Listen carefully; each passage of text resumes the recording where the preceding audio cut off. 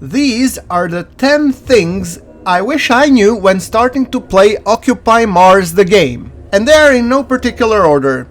Occupy Mars the game is a survival game setting you on the surface of Mars. It is a harsh survival experience where some sequence of actions and your actions define whether you will succeed and build a thriving colony on Mars, or you will die a horrible death because, well, you didn't know what to do.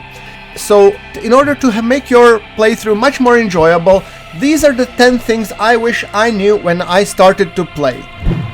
Tip number 1. Build well first. The moment you get out of the capsule, you want to find water and you want to build your well.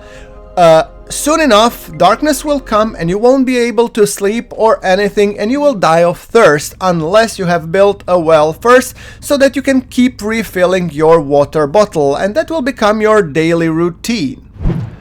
Tip number 2. Start building a base between the well and the derelict base. So once you start out, and when you have discovered and built your well, somewhere close by, it's as per defined game parameters, there will be a nearby derelict base.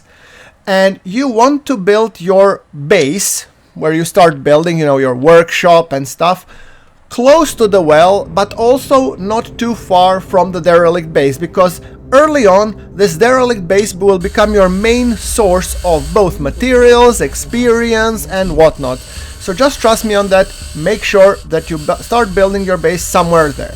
Number 3.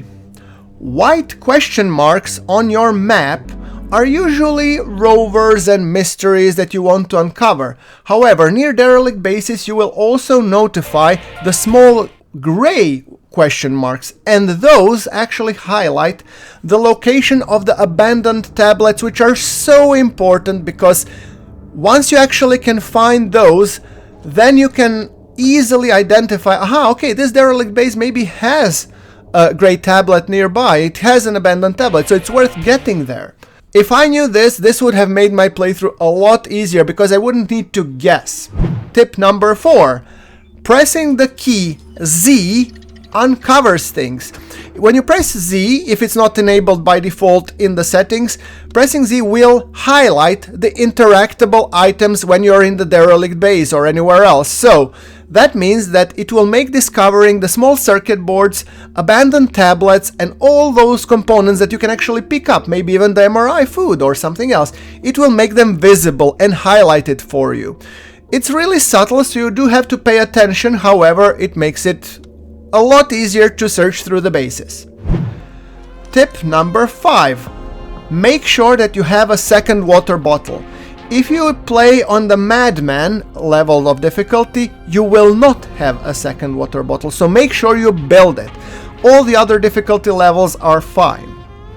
Tip number 6. Build a battery, and I mean a station battery, before you build hydroponics, whether it's a small hydroponic shelf or a seed planter and such things. Because all of those require electricity, but they require electricity throughout the day and night cycle. And if you don't have a battery which stores your power and electricity and provides it during the night, your plants will wither and die. Pretty sure of that. So battery is crucial before building hydroponics. Tip number 7. When you venture out and go and visit derelict bases, if you have an ATV or something, make sure that you always have material for one spare solar panel and a little bit of cable. Once you arrive at the derelict base, what you want to do, you want to immediately place the solar panel, hook up your ATV so it's getting charged, and then go explore the base. By the time you come back, some of the electricity will be returned back to the vehicle and you will be having plenty of electricity to go back. Tip number 8. Broken circuits and boards can be used when building, at least for now.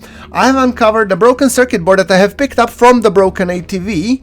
I was able to use when building out, for example, I think it was the transformer.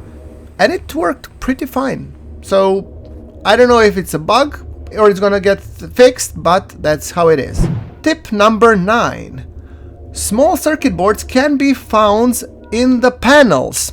So if you come to, let's say, a habitat and you see the panel for controlling things, there is actually a small chance that the small circuit board, when you open this panel, you will find a small circuit board inside. Once again, pressing Z will help you uncover these cases. And we come to the final tip, number 10. Scrapping things is much more important than you think. So having your grinder and grinding down components in the bases and later on solar panels and everything else is more important. Because A, it will give you experience points in the materials and help you progress the tech tree. Second, it will relieve the clutter and maybe uncover some small circuit boards which have been somewhere or something like that. And number 3, it will give you experience and vital building materials that you can use later on to build and expand your own base.